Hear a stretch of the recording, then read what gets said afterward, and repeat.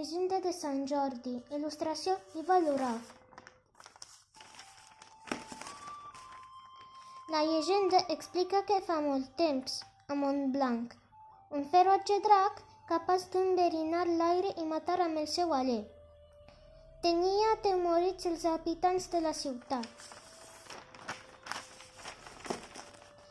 Els habitants, espantats i cansats de les seves estralls i malifetes, van decidir calmar donant-li de menjar a una persona el dia que es triaria per sorteig.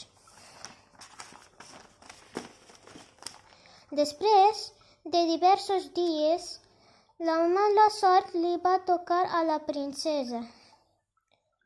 Quan la princesa abandonava la seva llar i es dirigia cap al drac, un cavaller anomenat Sant Jordi, amb brillant armadura i cavall blanc, va aparèixer de cop i volta per anar al seu rescat.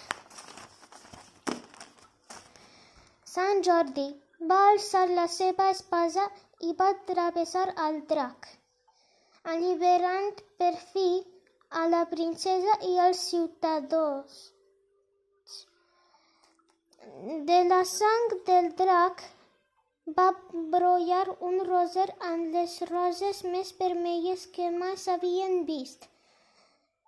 Sant Jordi, triomfant, van arrencar una rosa i se la va oferir a la princesa. Fi.